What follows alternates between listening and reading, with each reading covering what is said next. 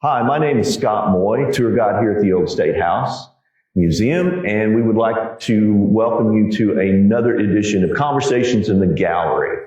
And over here to my right is... My name is Jim Hickey. I'm a senior tour guide here at the museum. And today we're going to be talking about the 1837 knife fight which occurred here in the house and what were some of the underlying factors that really drove this fight to occur. In 1837, December 4th, 1837, in this room where we are right now, which is the old House of Representatives here at the Old State House, there was a gruesome murder. A man was stabbed to death in front of the entire House of Representatives. Everybody saw it. What we're going to try and do is unravel that murder and what caused it and what the underlying issues were. And in order to do that, we have to go back to Arkansas's romantic idea of the real estate bank here in the state. Right. If you remember in one of our past conversations, we discussed the fact that the first bill that was passed here in the House in 1836 was the creation of the real estate bank. There were actually two, the State Bank of Arkansas. Yeah. But we're only going to focus on the real estate bank today because this was really the underlying factor that drove the activity that caused the knife fight. The knife fight, yeah. Now remember that Arkansas was a young state, lacked capital. The real estate bank was created in order to create that capital that could be used for funding of improvements in agricultural lands.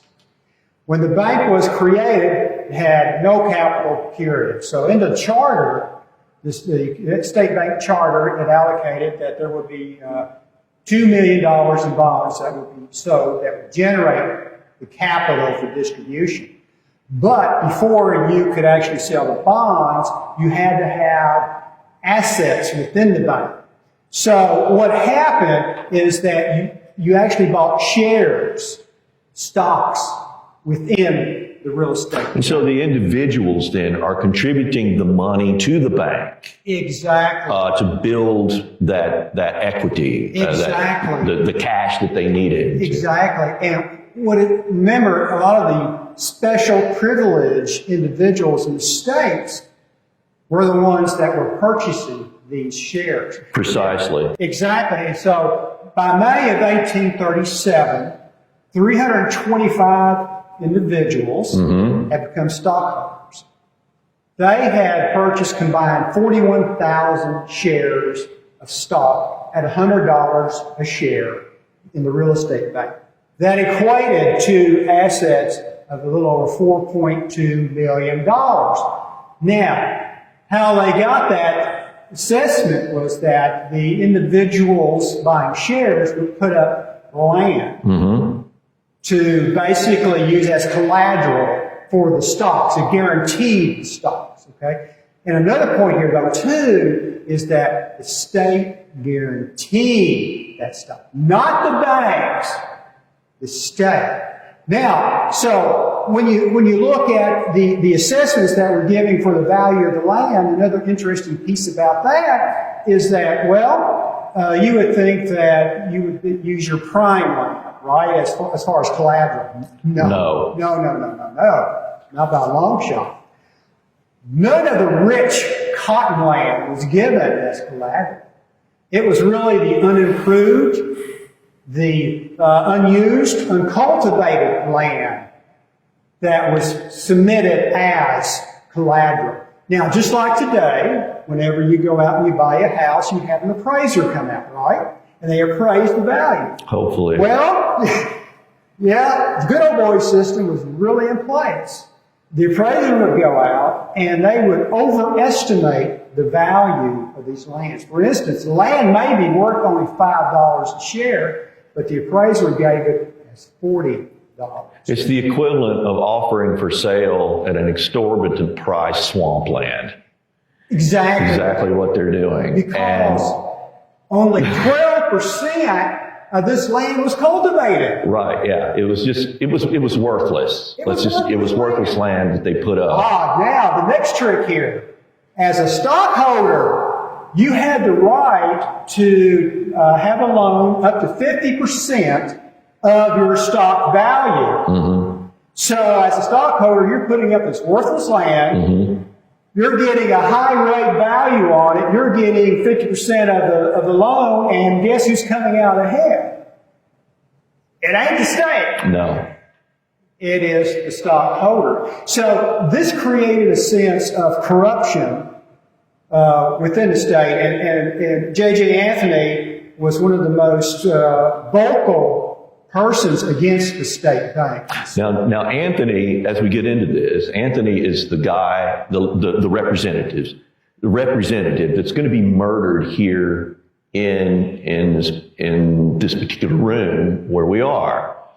And it's really, it really illustrates the dangers of standing up to political power in the state. Right. And Anthony actually puts together some legislation, right, to oppose the crookedness of this real estate bank.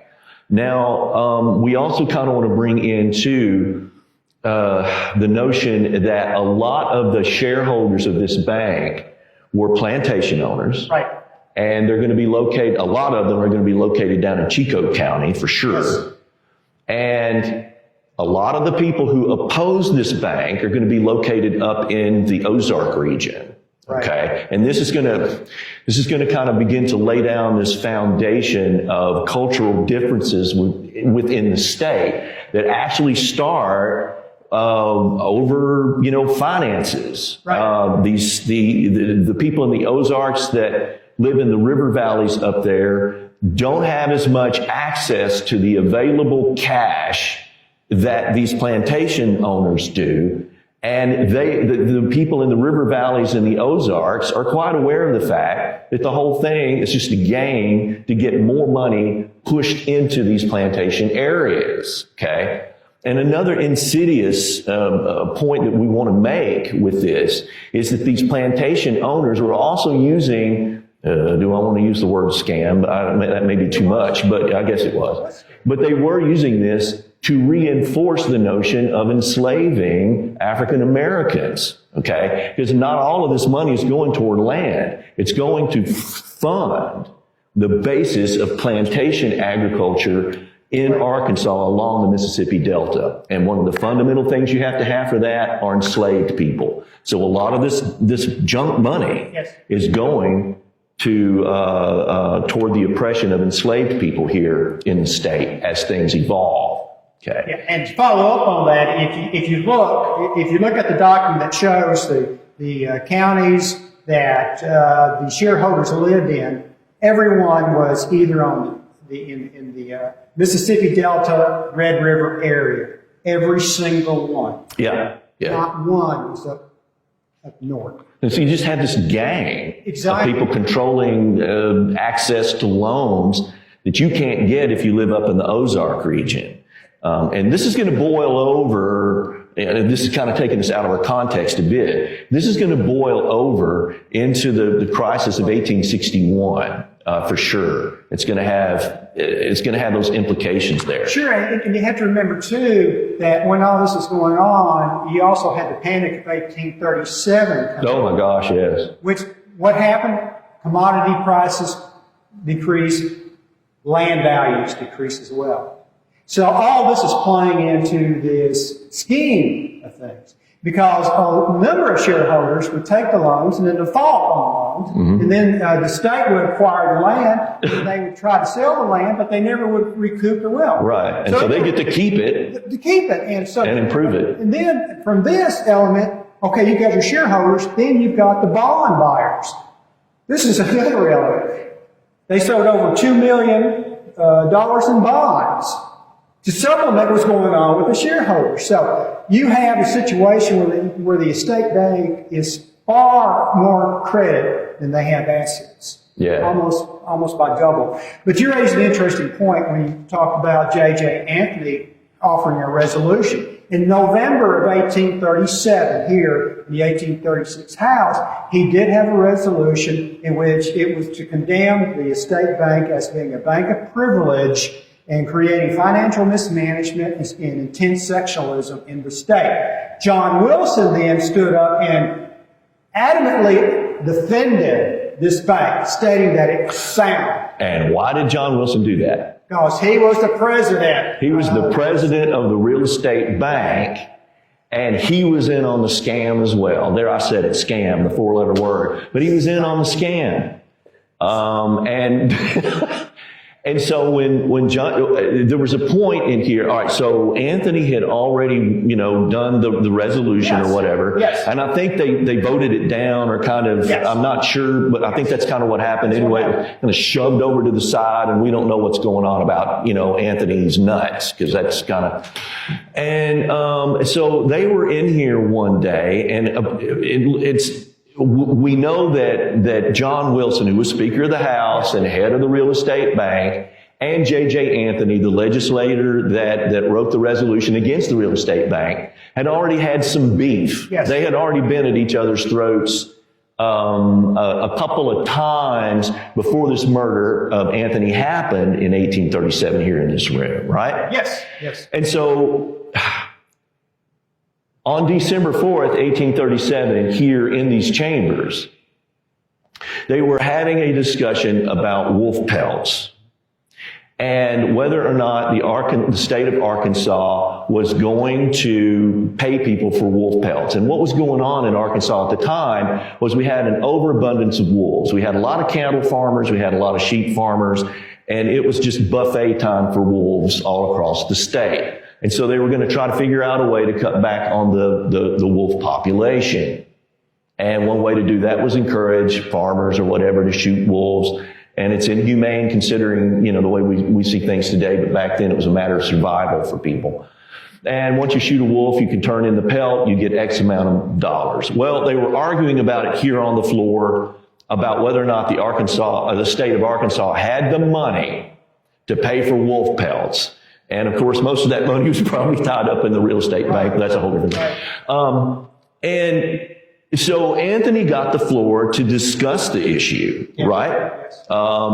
And he was discussing it, and Wilson recognized Anthony's ability to stand on the floor and talk about the wolf pelt issue. But Anthony sort of cracked a joke. Mm-hmm. And I don't know, as I have read the exact quote, I've read about probably 15 exact quotes about what Anthony said, seriously.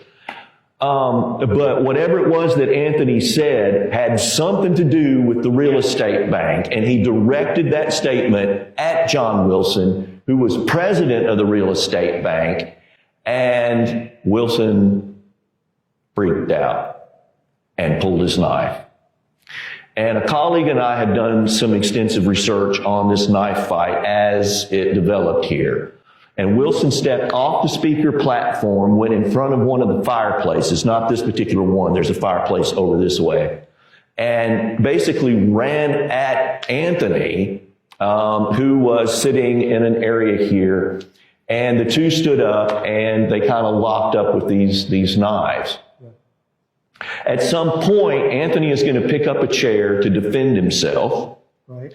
And Wilson just raises up the bottom of the chair and comes underneath.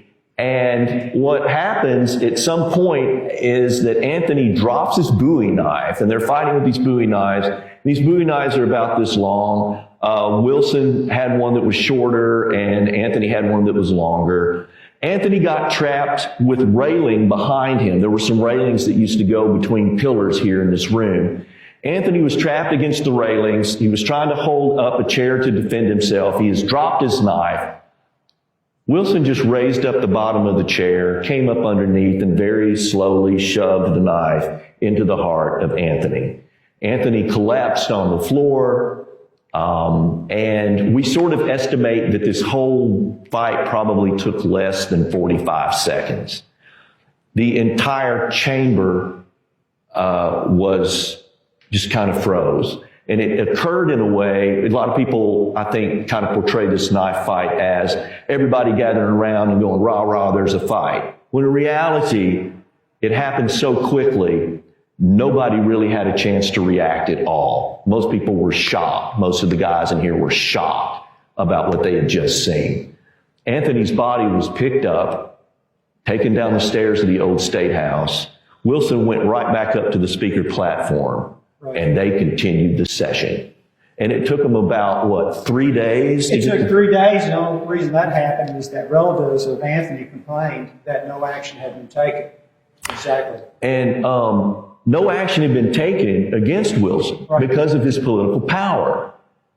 And here is where we want to talk about political power versus political authority and the differences. Political authority is when you're elected to an office, and that office brings with it authority guaranteed by law, and the politician doesn't violate his authority. And, you know, with your political position, you have certain things that you can do within the confines of your political position, and that's your political authority. Political power is when you're a politician or elected to a position and you do what you want to do. And you influence other people to do what you want them to do. And Wilson had political power and was using his political power to try to get away with murder. And it didn't work. Well, it worked, but ultimately we're going to... Yeah, what happened was that 3 days later, the sheriffs came and got John Wilson, took him to Pulaski County Courthouse, and he immediately posted bond. On the day of the trial, about several weeks later on the day of the trial, in Pulaski County Courthouse, John Wilson's attorney was Chester Ashley. Okay, well, all right. And so Chester Ashley, we all know who Chester Ashley is. Yeah, Ashley was actually part of the real estate bank scam. And so what you have is Wilson being president of the real estate bank, and his lawyer is going to be Chester Ashley, who's part of the real estate bank. You can see how these guys are sticking together in this whole process. Right, and so and Chester Ashley, being the excellent attorney he is, says that Wilson will not get a fair trial here in Pulaski County. He wanted to move the venue. So the venue, the trial is moved to Benton in Saline County. Now, it's interesting, on the day of the trial, we have the prosecution, which actually there were 3 prosecutors. One was Clendenin Martin and then Albert Pike. And then for John Wilson, of course, just Chester Ashley. The prosecution had 6 witnesses, and Chester Ashley's defense only had 2. And the big argument that they had was that John Wilson was protecting his honor. And that is the result of the knife fight. Interesting enough, though, in Benton County on the day of the trial, it just so happens that John Wilson was staying at the same lodge as the judge. And John Wilson was picking up all the food costs for the local judge. And secondly, you know about this. Wait, I got to get into this. Hold on. I'm sorry. But, okay. So you have the accused staying in the same lodging as the judge that's going to be... And you have to wonder who rigged that up. This was not by accident. All right. There's all sorts of stuff going on here underneath, you know. Oh yeah. And even more so was John Wilson, had his supporters went outside to raise the ruckus whenever the prosecution was speaking, so they could interrupt the prosecution. Anyway, the trial goes... Wait, no, I'm sorry. So every time the prosecution was presenting its case, they would chant outside the courthouse to raise Cain so that nothing could be seen. Exactly. As you can see again, So the case is presented. The jury go in to come up with a verdict. The jury comes out and says he's guilty of excusable homicide, which means he's not guilty. He's not guilty. Immediately upon hearing this, John Wilson speaks up, says, "The drinks are on me." He takes all the jury out to the local dram shop. He says, "I'm buying drinks till dawn." So they're out in the dram shop getting drunk, and then later in the evening they decided, well, the poor Anthony family, who's in this other place lodging and probably mourning, let's go down and harass them. Yeah. So they did. They went down, and I did read. We're always reading in the old state house. We had this thing about horses riding through. But apparently, some guy rode a horse up on their front porch, and they were, basically, harassing Anthony's sister and somebody else. Now, this was to Albert Pike. This was so disgusting that he actually wrote a very brief, short poem. After the trial, Albert Pike was so disgusted he felt there were two dual different judicial systems, one for the privileged, one for the average citizen. And here's a short poem that he wrote, and I wish to share this with you because I thought it really stated the point really well. Here's the poem by Albert Pike. Do you wish in the courts of the country to sue for the right or estate that's another man's due? Your lawyer will surely remember his cue when his palm you have crossed with $1 or two.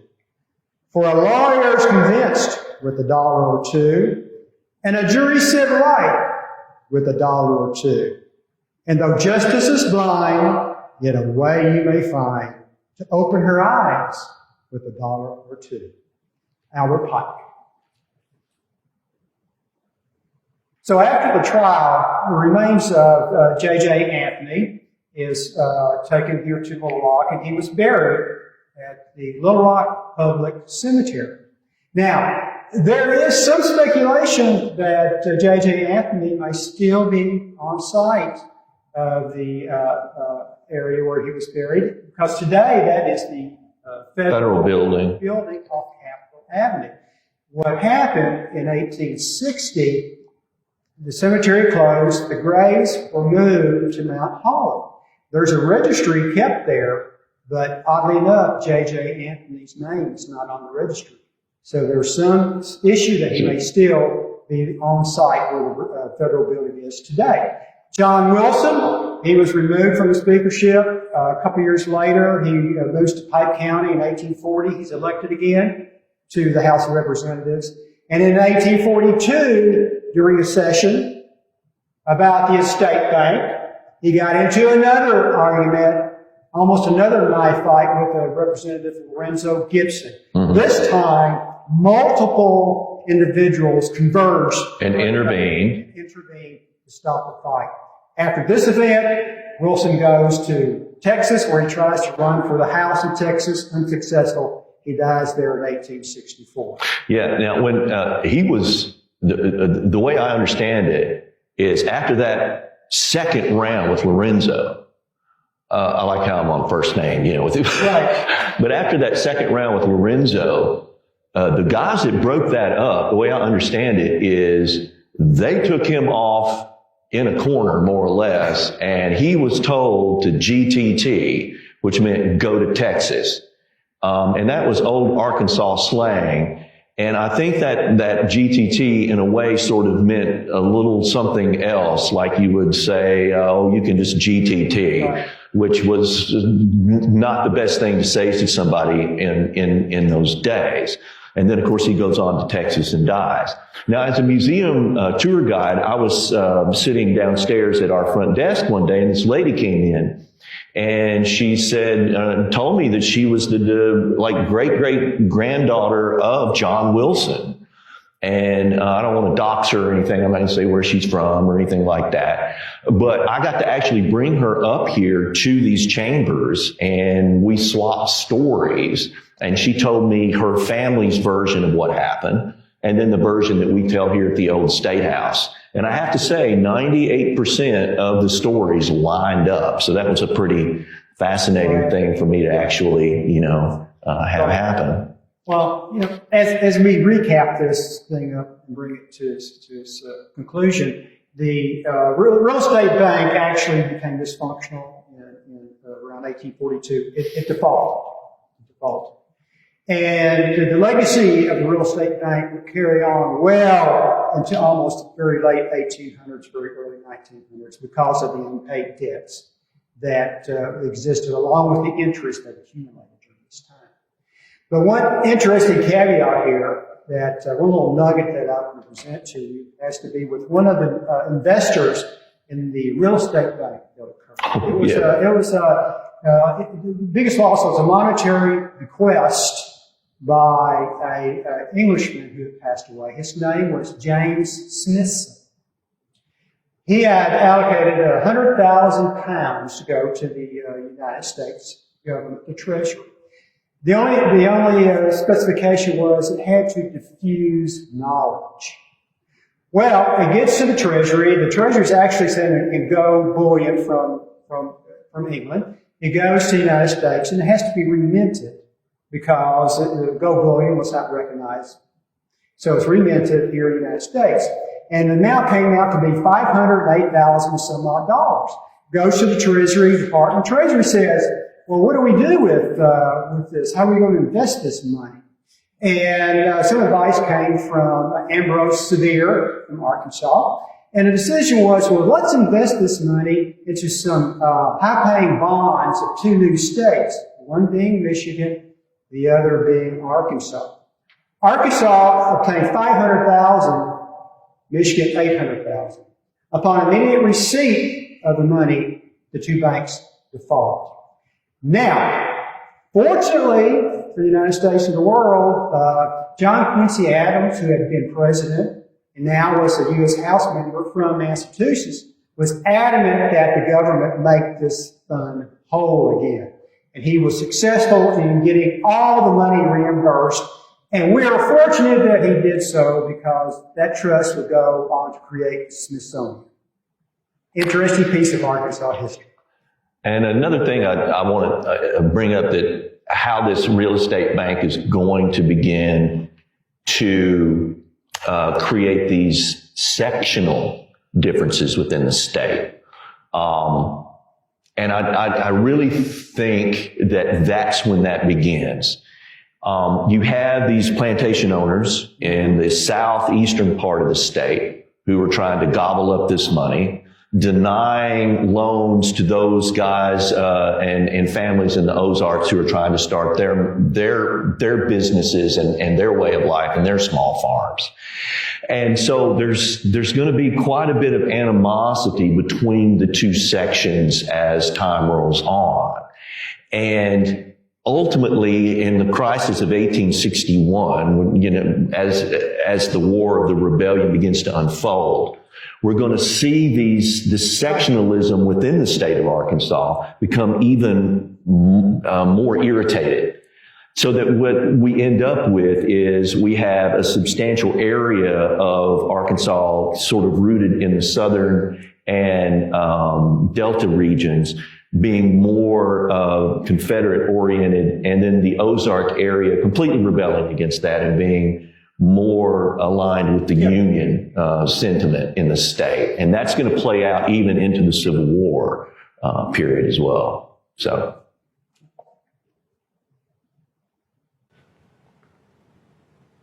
Thank you for joining us today for our conversations in the gallery here at the Old State House Museum. And we hope you continue to tune in. Please check out our Facebook page, our YouTube page, and check out any sort of other kind of cool videos that we have for you. Thank you.